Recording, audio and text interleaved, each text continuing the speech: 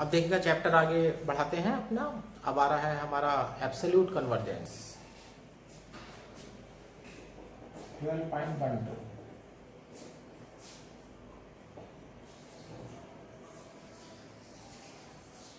Absolute convergence, अगर integration आपको दिया गया है और मॉडुलस लगाने के बाद वो कन्वर्जेंट आ जाता है, मॉडुलस लगाने के बाद अगर फंक्शन पर मॉडुलस लगाने के बाद वो कन्वर्जेंट आ जाता है, तो ऐसे केस में आप कहते हैं कि आपका जो इंटीग्रल है वो एब्सोल्युटली कन्वर्जेंट है। ये है integral a to b fx dx, या फर्स्ट काइंड में हम a to infinite fx dx converge if integration a to infinite mod fx dx is convergent, यानी कि आपका इंटीग्रल कन्वर्ज कर जाएगा अगर मोड लगाने के बाद कन्वर्जेंट आ जाता है। This condition is satisfied,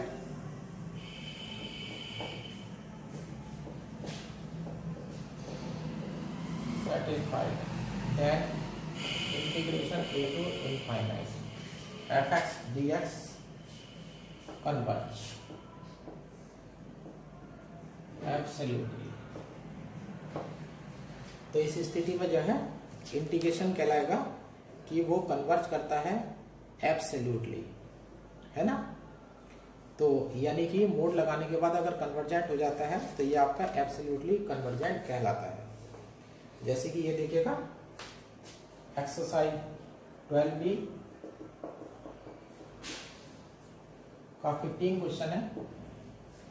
integration prove that, ये है I is equal to integration a to infinite sin mx upon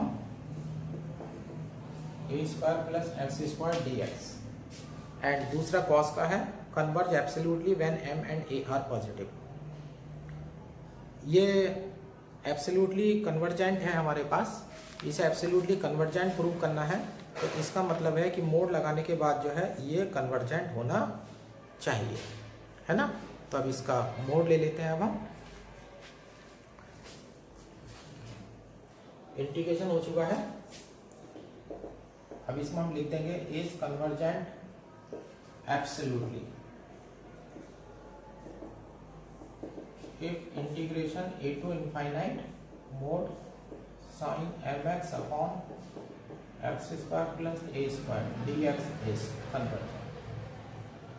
देखिएगा फंक्शन का मोड लगा दिया है, अगर मोड लगाने के बाद ये कन्वर्जेंट आ जाएगा तो ये एब्सोल्युटली कन्वर्जेंट कहलाएगा।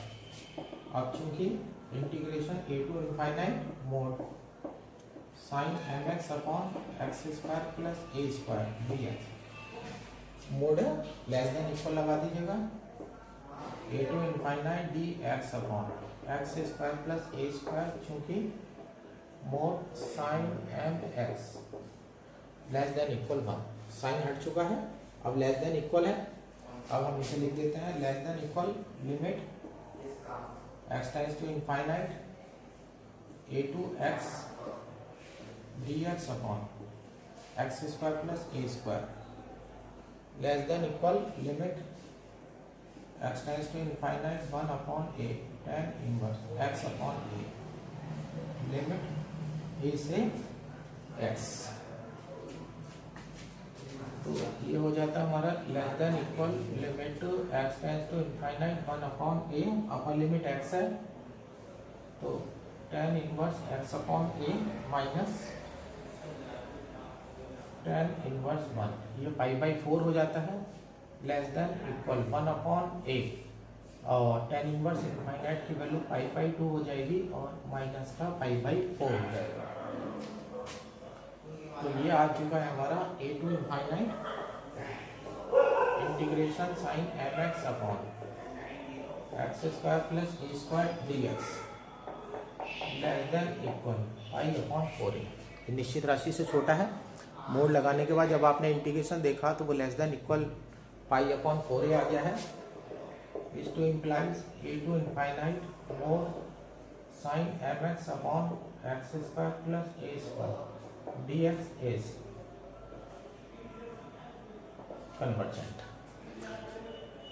मोड लगाने के बाद कन्वर्जेंट आ रहा है, तो इसका मतलब जो इंटीग्रल है वो एब्सोल्युटली कन्वर्जेंट है।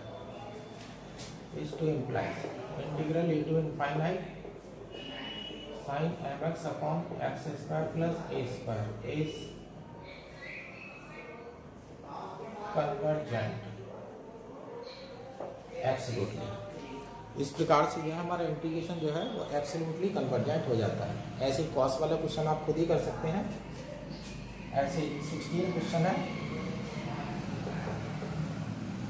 16 क्वेश्चन में भी यह है I is equal to integration a to infinite sine x upon x की power n plus 1 dx n and a are positive.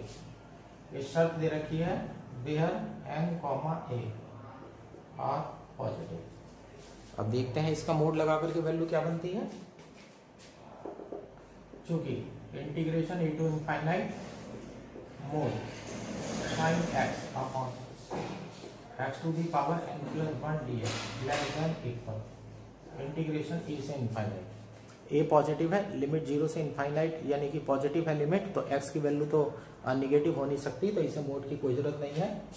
तो ये लेस देन इक्वल हो जाएगा डी एक्स अपॉन एक्स की पावर n प्लस 1, चूंकि mod sine x less than equal 1 हो जाता है।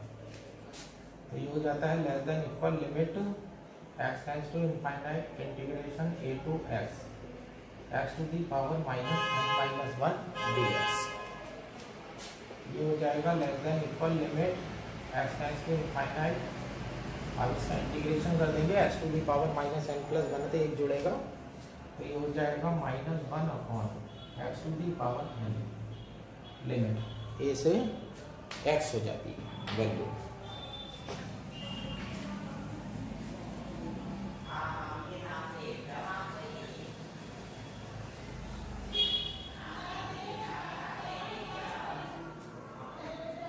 अब ये हो जाता है less than equal limit x tends to infinite minus के 1 अपॉन एन एक्स की पावर n हो जाएगा minus minus plus 1 upon n a की पावर n हो जाएगा। अब देखिएगा इनफाइनाइट जब रखा जाएगा तो इनफाइनाइट की पावर में n है और n पॉजिटिव है, तो ये अपॉन में रहेगा तो 1 अपॉन इनफाइनाइट हो जाएगा 0। तो ये हो जाता है हमारा integration a to infinite mod sine x upon x to the power n plus 1 dx less than equal, ये 0 में चला जाएगा तो 1 upon n a to the power n। ये निश्चित राशि आ गई है।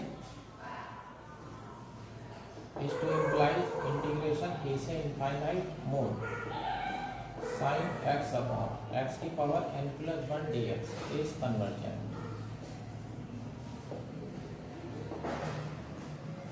इंटीग्रेशन की फंक्शन का मोड लगा करके कन्वर्जेंट आंसर दे रहे हैं आप, तो कंप्लीट हो गई डेफिनेशन एब्सोल्यूट कन्वर्जेंट की।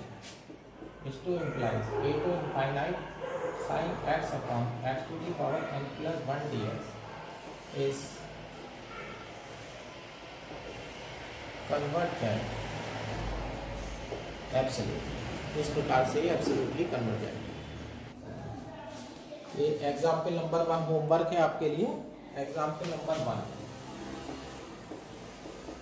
HW है। एग्जाम्पल नंबर 2 देखिएगा, टेस्ट द इंटीग्रेशन। ये है I इक्वल टू इंटीग्रेशन 0 से infinite x dx for test the integral of or where fx is defined as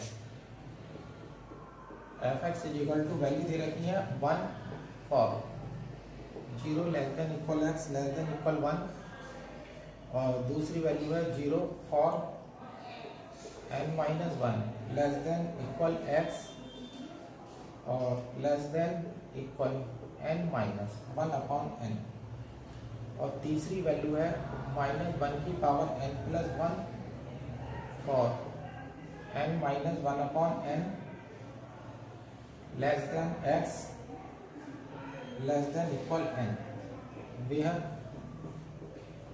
n is equal to 2 3 4। अब इस integral का check करना है कि ये एब्सोल्युटली कन्वर्जेंट है या नहीं। तो यानी कि ये देखेंगे कि मोड लगाने पर हमारी वैल्यू कन्वर्जेंट आ रही है या नहीं आ रही है। अब यहाँ पर देखिएगा सवाल दो बार करेंगे, ये स्पेशल टाइप का सवाल है। अब आई इक्वल टू देखिएगा 0 से इनफाइनाइट है ना। अब लिमिट यहाँ से इस हिसाब से लेना शुरू करना और n की वैल्यू 2 से लेना। तो I equal to integration 0 to infinite f(x) dx integration. पहले चलो 0 से 1, 0 से 1 चल रहा है, 0 से 1 में वैल्यू 1 आ गई इंटू dx प्लस, अब n की जगह 2 है, यहाँ 2 रखिएगा तो यहाँ 1 हो जाएगा और यहाँ हो जाएगा 2 माइनस 1/2 यानी कि 3/2। तो अब लिमिट हो जाएगी 1 से 3/2, वैल्यू हो जाएगी 0 dx प्लस, अब यहाँ जाइएगा n की जगह जब 2 रखेंगे तो यहाँ 3/2 बनेगा, 3/2 से 2, 3/2 से 2 और n की जगह 2 रख रहे हैं तो -1 की पावर हो जाएगा 3, -1 dx।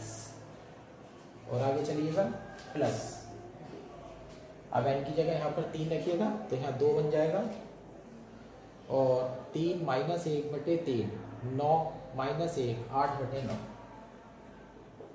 8/9 और यहाँ वैल्यू हो जाएगी 0 dx प्लस। और आगे चलिएगा, अब यहाँ n की जगह 3 रखिएगा तो ये हो जाएगी इंटीग्रेशन की लिमिट 8/9 से 3, -1 की जगह 3 रख रहे हैं तो -1 की पावर 4 हो जाएगी, प्लस का 1 हो जाएगा dx plus and so on.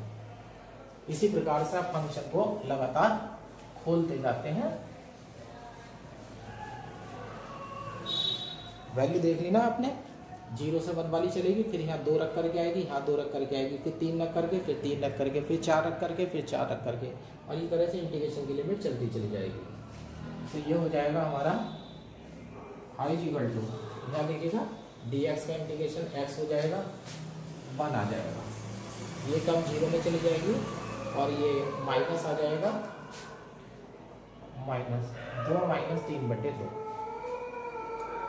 ये 0 में चला जाएगा और यहाँ देख लीजिएगा ये dx है, यहाँ plus 3 minus 8/9 and so on.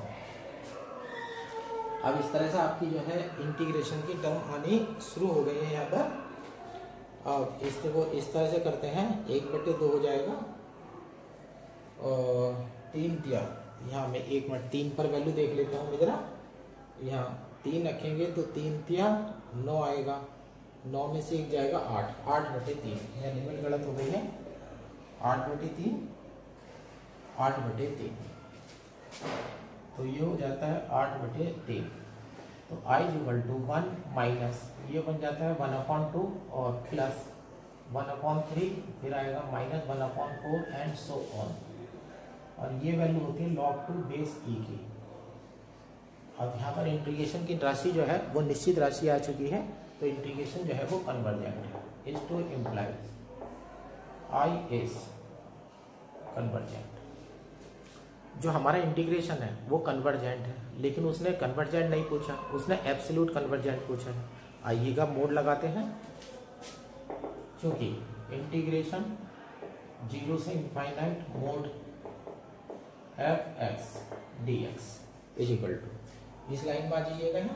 अब f(x) पर क्या लगा दिया आपने, मोड, तो मोड लगा देंगे तो ये माइनस यहाँ खत्म हो जाएंगे, तो इंटीग्रेशन 0 से 1 dx हो जाएगा प्लस इंटीग्रेशन 1 से 3/2 0 dx हो जाएगा प्लस इंटीग्रेशन 3/2 से 2 और प्लस का dx हो जाएगा प्लस 2 से 8/3 0 dx हो जाएगा प्लस 8/3 से 3 dx एंड सो ऑन। ये आता चला जाएगा। मोड लगाने से जो टर्म माइनस की आ रही थी वो भी अब गायब हो जाएगी। तो यहाँ पर 1 हो जाएगा, अगली टर्म 0 हो गई है प्लस 2 माइनस 3/2 प्लस 0 है, फिर 3 माइनस 8/3, तो ये हो जाता है 1 प्लस 1/2 प्लस 1/3 प्लस 1/4। अब ये सीरीज बीएससी पार्ट 1 के अकॉर्डिंग सिग्मा 1/n की जो डाइवर्जेंट सीरीज होती है, यह है is equal to sigma 1/n which is divergent is to implies integration 0 to infinite mod fx dx is divergent. इस प्रकार से आपने देखा कि मोड लगाने के बाद जो आंसर है वो डाइवर्जेंट आ रहा है, तो जो आपका इंटीग्रेशन है वो कन्वर्ज तो करता है लेकिन एब्सोल्युटली कन्वर्जेंट नहीं है। तो integration 0 to infinite fx dx is convergent but not absolutely। तो ये आपका कन्वर्जेंट तो है लेकिन एब्सोल्युटली कन्वर्जेंट नहीं है।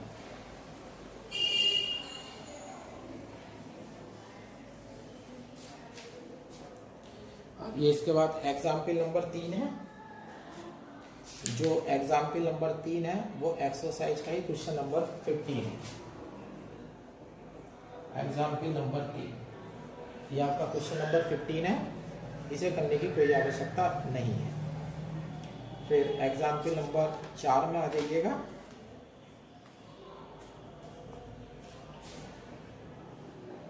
Example 4 show that I is equal to integration 0 से infinite e to the power minus a square x square cos bx dx is absolutely convergent। ये प्रूव करना है कि एब्सोल्युटली जो है वो कन्वर्जेंट है। अब यहाँ पर देख लीजिएगा मोड। अब इसका मैं मोड लेता हूँ, क्योंकि इंटीग्रेशन 0 से infinite e to the power minus a square x square cos bx का मोड dx यहाँ हो जाएगा लेस देन इक्वल। अब cos का जो मोड है वो तो लेस देन इक्वल 1 को फॉलो करेगा, e की पावर को मोड की कोई जरूरत नहीं है। तो ये हो जाता है integration 0 to infinite e to the power minus a square x square और यहाँ हो जाता है dx, चूंकि mode cos bx less than equal 1। अब इंटीग्रेशन मुझे निकालना है। अब मेरे पास 0 to इनफाइनाइट लिमिट है और e to the power minus a square x square है और e टू दी पावर में एक्स स्क्वायर पड़ा हुआ है, तो एक्स स्क्वायर का डिफरेंशिएशन अगर करेंगे तो 2x आएगा। तो मेरा इंटीग्रेशन तब होगा जब मेरे पास 2x होगा। और इस समय लिमिट 0 to इनफाइनाइट चल रही है। पहले भी सिखाया जा चुका है, पहले भी ध्यान देने के लिए कहा गया है, अगर x मल्टीप्लाई या डिवाइड में है तो लिमिट में आप 1 जो है वो अलग दिखा दीजिएगा। तो इसे मैं 2 लिमिट में तोड़ता हूँ। अब ये मेरा हो जाता है integration 0 to infinite mod e to the power minus a square x square cos bx dx less than equal integration 0 to 1 e to the power minus a square x square dx plus integration 1 to infinite e to the power minus a square x square dx। अब इन्हें मैं I1 I2 मान लेता हूँ। 0 to infinite mod e to the power minus a square x square cos bx dx less than equal I1 plus I2। ये equation number 1 हो चुकी है। बेहद I1 इक्वल टू हो जाएगा 0 to 1 to the power minus a square x square dx। ये मेरा ये प्रॉपर इंटीग्रल है, क्योंकि e to the power minus a square x square is bounded in finite interval 0,1। So I1 is proper integral, therefore it is convergent. अब ये proper integral बन चुका है, इस कारण से जो है ये कन्वर्जेंट है।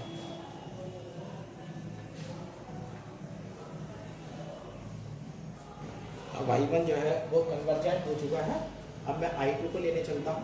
I2 को उठा लीजिएगा।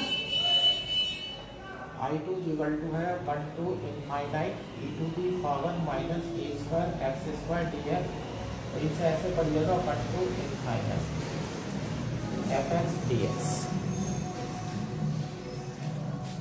Where f x equal to e to the power minus a square x square. अब मैं इसका इंटीग्रेशन तब कर पाऊंगा जब मेरे पास मल्टीप्लाई में x पड़ा होगा। मैं अब इसके लिए सारा लेता हूं मैं कंपैरिजन टेस्ट है, चूंकि mod f x equal to mod लेने से कोई फर्क नहीं पड़ेगा e to the power minus a square x square, तो ये हो जाएगा less than equal x e to the power minus a square x square, bracket में लिख देंगे क्योंकि x फॉलो करता है ग्रेटर देन इक्वल 1 को। तो जब 1 से मल्टीप्लाई करेंगे तो इक्वल ही रहेगा, लेकिन 1 से बड़ी वैल्यू से मल्टीप्लाई करेंगे तो यहाँ पर जो है greater than right hand side जो है वो ग्रेटर देन इक्वल बन जाएगी। इसे 5x ले लेते हैं, तो mode f x less than equal हो चुका है 5x, वेयर 5x की वैल्यू मिल गई है x e to the power minus a square x square. अब चूंकि integration 1 to infinite 5x dx, integration यहाँ डाल देते हैं, limit x tends to infinite 1 से x e to the power minus a square x square dx, limit x tends to infinite. अब जब आप e to the power minus a square x square का differentiation करेंगे तो minus का 2 आएगा, a square आएगा, x dx आएगा, तो यहाँ हो जाता है minus 1/2 a square e to the power minus a square x square, और लिमिट हो जाती है 1 से x। तो limit x tends to infinite, पहले ये वाली लिमिट डालते हैं क्योंकि माइनस माइनस प्लस हो जाएगा, e to the power minus a square upon 2 a square और minus 1/2 a square e to the power minus a square x square. जब आप इसमें लिमिट डालेंगे, x की लिमिट इनफाइनाइट डालेंगे तो e की पावर में माइनस इनफाइनाइट हो जाएगा, तो वो बन जाएगा 0 में। तो ये आ जाता है आपका 1/2 a square e to the power a square. ये एक निश्चित राशि है। इसमें implies integration 1 to infinite 5x dx is convergent. इस प्रकार से ये जो 5 वाला इंटीग्रेशन है वो कन्वर्जेंट हो जाता है, तो कंपैरिजन टेस्ट से आपका I2 जो है वो भी कन्वर्जेंट हो जाएगा। By comparison test I2 is convergent. इस प्रकार से आपने देखा I2 भी कन्वर्जेंट है, और यहाँ देखिएगा I1 प्रॉपर इंटीग्रल है तो ये भी कन्वर्जेंट है। निश्चित राशि आ रहे हैं दोनों, तो I1 प्लस I2 भी जो है वो कन्वर्जेंट होगा। Then I1 plus I2 is also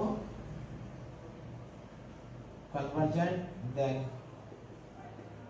I1 plus I2 is equal to finite. अब डेफिनेशन यूज कर दी है कि जो कन्वर्जेंट होते हैं उनका उत्तर जो है सदैव फाइनाइट क्वांटिटी होता है। अब यहाँ इक्वेशन नंबर 1 में देख लीजिएगा, बाई इक्वेशन 1, इक्वेशन नंबर 1 से हम कह सकते हैं 0 to infinite mod e to the power minus a square x square cos bx dx less than equal finite. यानी कि मोड लगाने के बाद जो इंटीग्रेशन आएगा वो निश्चित राशि से छोटा आ रहा है, तो यानी कि मोड लगाने के बाद ये कन्वर्जेंट। इस to implies 0 to infinite mod e to the power minus a square x square cos bx dx is convergent. ये कन्वर्जेंट हो चुका है। इस to implies integration 0 to infinite e to the power minus a square x square cos bx dx is absolutely convergent.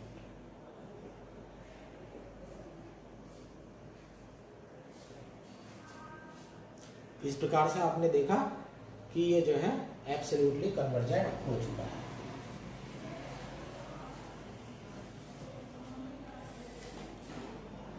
अब ये exercise में जो बाकी सवाल बचे हुए हैं वो जो है अभी दूसरे टेस्ट से होंगे। हाँ, अभी एक आर्टिकल और रह गया है, ये करा देता हूं मैं। शुरू का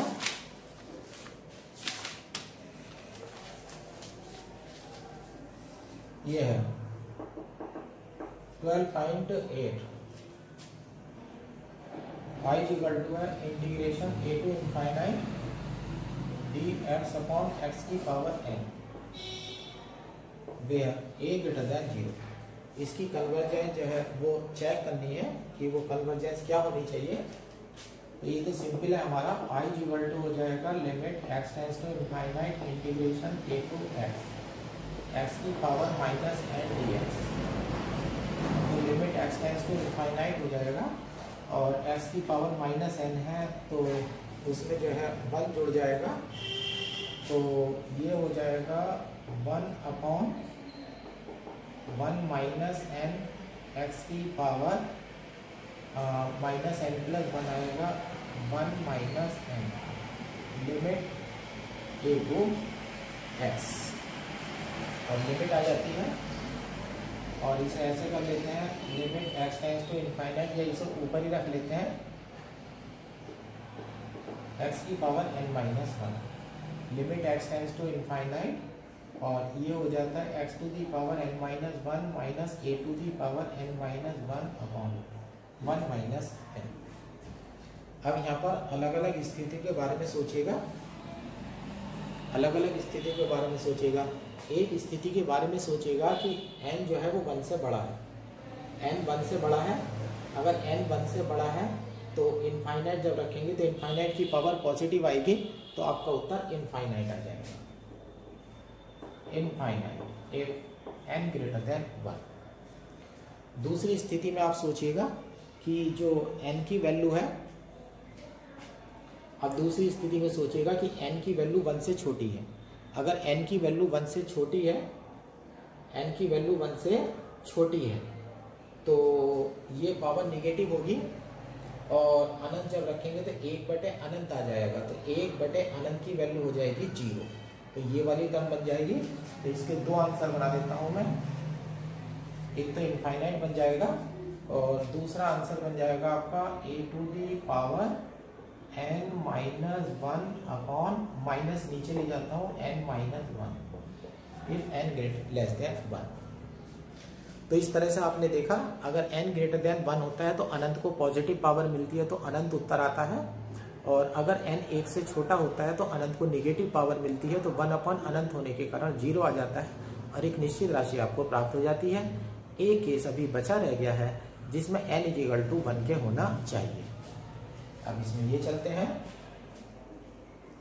if n इक्वल टू 1 तो i इक्वल टू देख लीजिएगा a to infinite dx upon x हो जाएगा, log x हो जाएगा limit a to infinite log infinite minus log a, तो वैल्यू इनफाइनाइट आएगी। तो n ग्रेटर देन 1 पर इनफाइनाइट है डाइवर्जेंट, n इक्वल टू 1 पर भी इनफाइनाइट है डाइवर्जेंट, n लेस देन 1 पर ये कन्वर्जेंट। तो we conclude that the given integral is convergent for n less than 1 and divergent for n greater than equal 1। इस तरह से आपने देखा कि जो इंटीग्रेशन आपको मिला हुआ है वो n लेस देन 1 पर तो कन्वर्जेंट रिजल्ट देता है, लेकिन n ग्रेटर देन इक्वल 1 पर जो उसका रिजल्ट है वो डाइवर्जेंट है। तो यानी कि सारा खेल इस चीज का है कि इनफाइनाइट को पावर पॉजिटिव मिलेगी या इनफाइनाइट को पावर निगेटिव मिलेगी। अगर इनफाइनाइट को पॉजिटिव पावर मिल रही है तो वो इनफाइनाइट बन जाएगा, और इनफाइनाइट को अगर निगेटिव पावर मिल रही है तो 1 अपॉन इनफाइनाइट होने के कारण वो 0 बन जाएगा। अब ये फर्स्ट काइंड जो है हमारा ख़त्म हो चुका है। अब हम इसमें आगे चलते हैं और एग्जाम्पल नंबर ये एग्जाम्पल तो सारे हो चुके हैं अब हमारे। अब हम सेकंड काइंड पर चल रहे हैं। अब मैं सिखाता हूँ आपको। हाँ, पहले अभी ये एक एग्जाम्पल दे रखा है। अब improper integral of second kind में अब हम चल रहे हैं। यहाँ पर ये एक एग्जाम्पल है, to test the convergence of I is equal to a to b d x upon x minus a to the power n. अब देखिएगा ये improper integral of second kind है।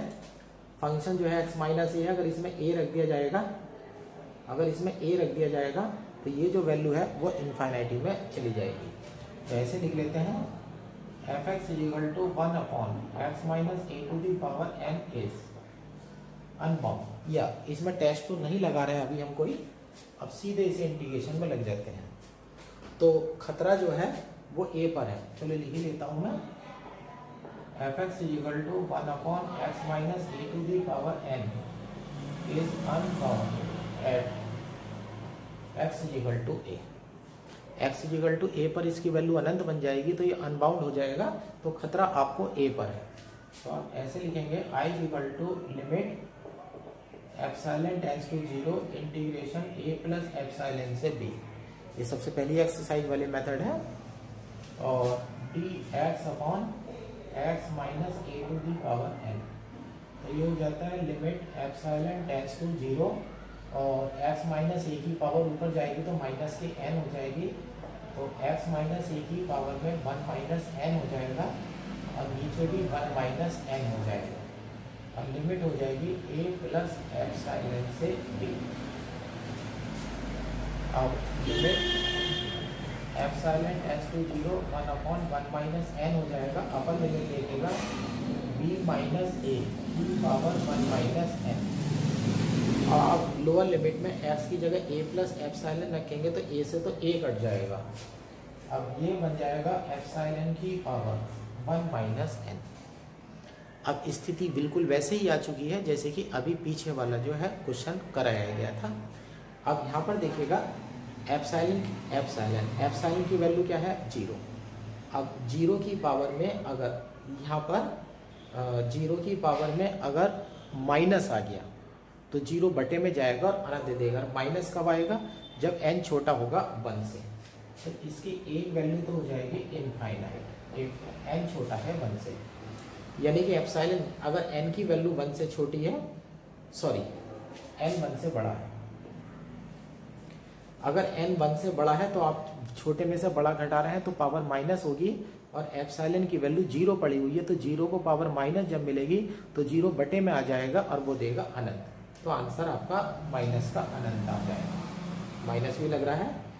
और अगर n की वैल्यू 1 से छोटी है, क्या n की वैल्यू 1 से छोटी है तो एप्सिलॉन की पावर जो है आपकी पॉजिटिव रहेगी और 0 की पावर पॉजिटिव करेंगे तो उत्तर 0 आ जाएगा।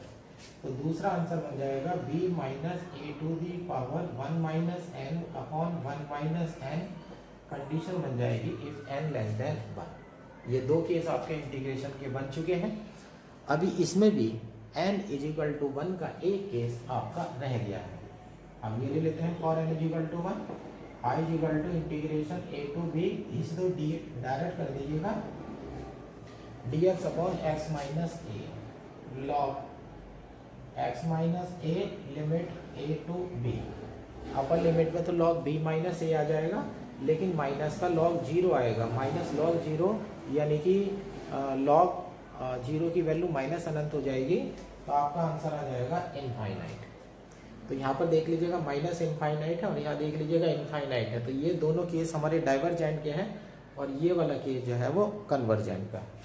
आप ऐसे कह सकते हैं वी कंक्लूड दैट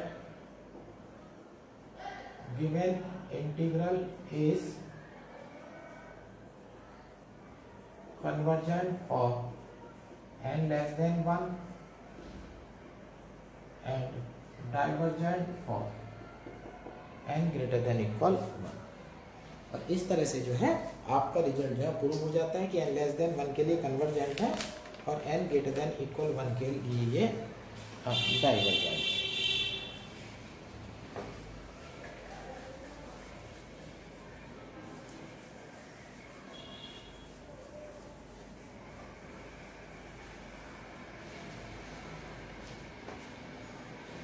अब ये दे रहा हूं मैं आपको 12.14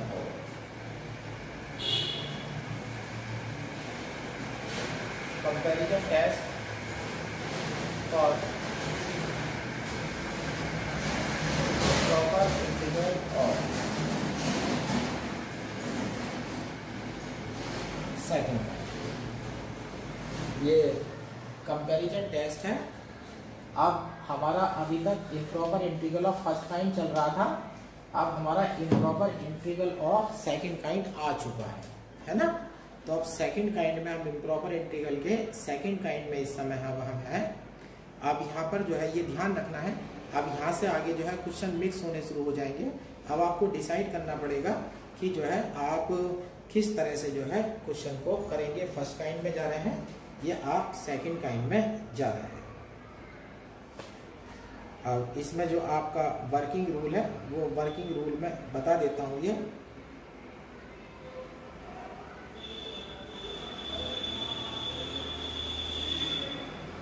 है,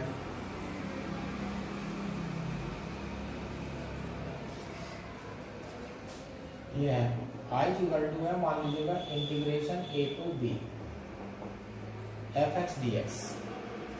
मान लीजिएगा i इक्वल टू इंटीग्रेशन क्या है, a to b fx dx है, and fx is unbound at x equal to a।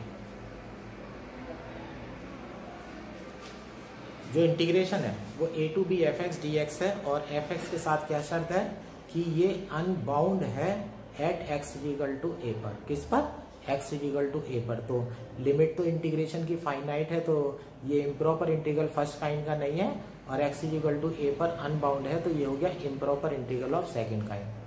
आपको एक नया फंक्शन मानना है फाई x, लेकिन उसके अंदर खास बात ये होनी चाहिए कि लिमिट लेने के बाद fx अपॉन फाई x जब करेंगे तो वो निश्चित राशि आनी चाहिए, लेकिन वो निश्चित राशि जीरो नहीं होनी चाहिए। तो कंपैरिजन टेस्ट में अब हम ये कहते हैं,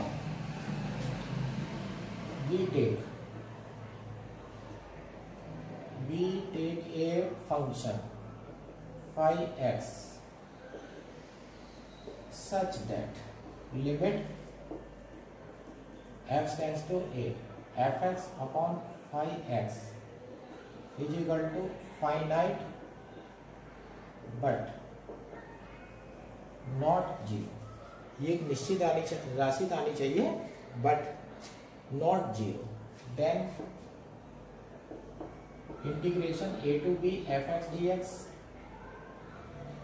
and integration a to b phi x dx both converge और diverge। तो इस केस में दोनों इंटीग्रेशन जो है आपके या तो कन्वर्ज करेंगे या डाइवर्ज करेंगे।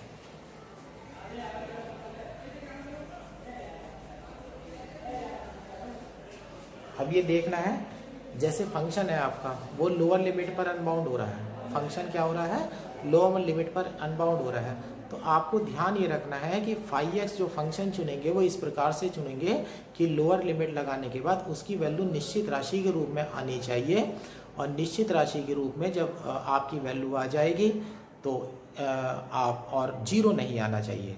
तो आप फाई एक्स को चेक करेंगे, और फाई एक्स अगर आपका कन्वर्जेंट हो जाता है तो एफ वाला इंटीग्रेशन भी कन्वर्जेंट हो जाएगा, और फाई वाला इंटीग्रेशन अगर डाइवर्जेंट हो जाता है तो एफ वाला इंटीग्रेशन भी जो है आपका डाइवर्जेंट हो जाएगा। अब देखिएगा इस तरह से, अब देखिएगा एग्जाम्पल 1 है,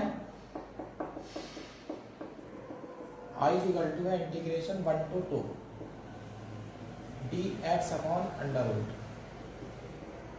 x to the power 4 minus 1, x to the power 4 minus 1 है, ये आपका fx है, integration 1 to 2 fx dx, where fx is equal to 1 upon under root x to the power 4 minus 1। आप तो इसे ऐसे भी लिख सकते हैं 1 upon under root x square minus 1 x square plus 1। अब इसे भी तोड़ सकते हैं, f x is equal to 1 upon under root x minus 1 x plus 1 x square plus 1। ये एफ एक्स हो गया है। देखिएगा अगर आप 1 रख देंगे, लोअर लिमिट 1 है, 1 रखेंगे तो अनंत आ जाएगा, is unbound. At x is equal to 1. I is improper integral of second kind. अब लेट ले लेते हैं हम. Let five x. ये ध्यान रखना है फाइव एक्स क्या लेना है. फाइव एक्स वो वाली टर्म ले लेना फंक्शन में से जो उसे बटे में जीरो बना रही है. ये वाली टर्म है बेटा जो जीरो बना रही है. Let five x equal to 1 upon under root x minus 1.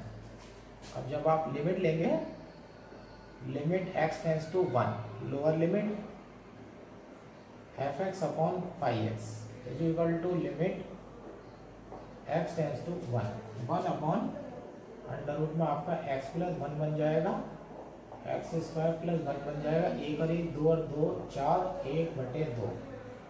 यहाँ ब्रैकेट में लिख देंगे finite and non zero. Test आपका पास हो चुका है.